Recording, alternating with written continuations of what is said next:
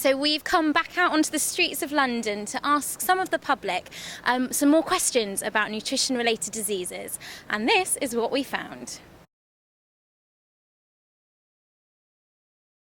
Diabetes is when your pancreas is not able to process insulin the way that it should, so you've got an insulin imbalance, so you're not able to, your body's not able to essentially process sugar, so you can have too much sugar levels in your body or too little.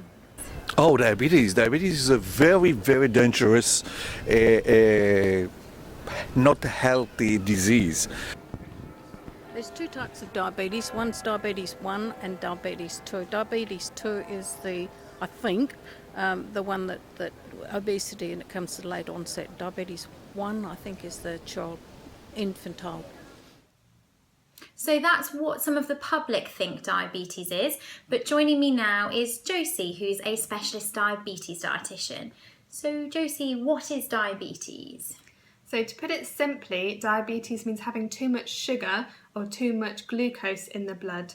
This could be due to either the body not producing enough insulin, which is a hormone that allows the body to use glucose properly, or perhaps it doesn't produce any insulin at all, or it could be due to the insulin that is being produced not doing its job well enough. And people were referring to sort of two different types of diabetes, but what are the differences? There are actually several different types of diabetes, but the two most common types which people are most familiar with are called type 1 and type 2 diabetes. Type 1 diabetes is generally diagnosed in children and young adults, and it's due to an autoimmune process which causes the body's insulin-producing cells to destroy themselves, and therefore the body cannot control its blood glucose levels. In type 2 diabetes, it's generally diagnosed in people over the age of 40.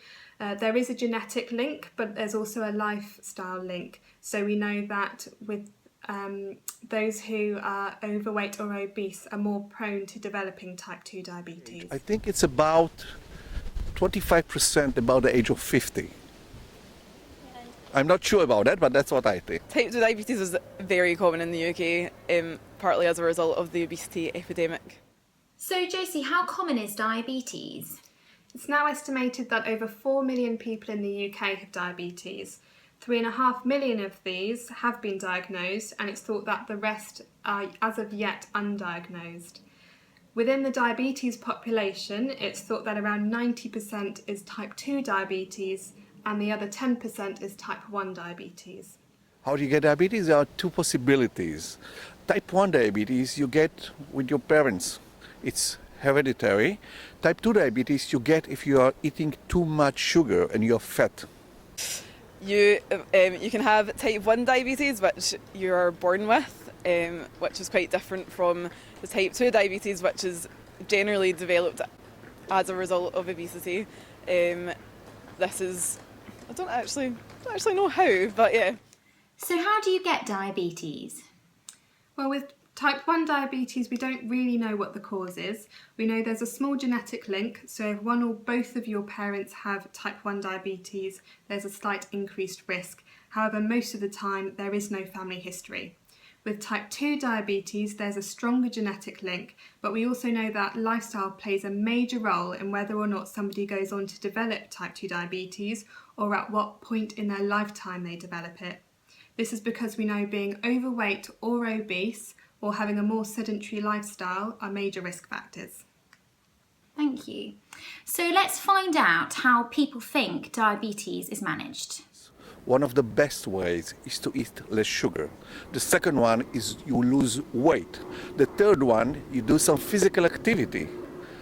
Well, with the blood test, so to see whether your levels are up or down, and so whether or not you're insulin dependent, or you can manage it with eating the sugars to get the blood sugars back, the levels back. You need to get your GP to draw out a plan, some sort of medical plan to adjust to the disease, I think, yeah.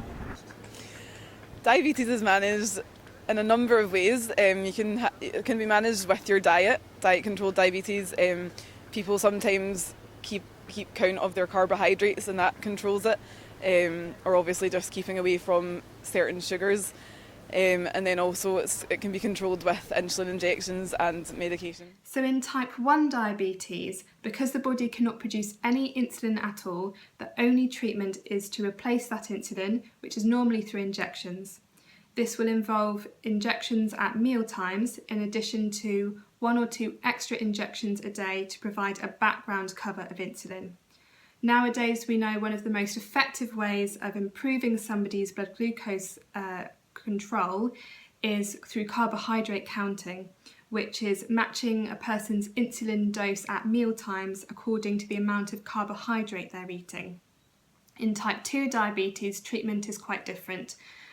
Mostly people can get away with lifestyle modifications, including diet, trying to achieve a healthy weight and increasing physical activity levels when they're first diagnosed.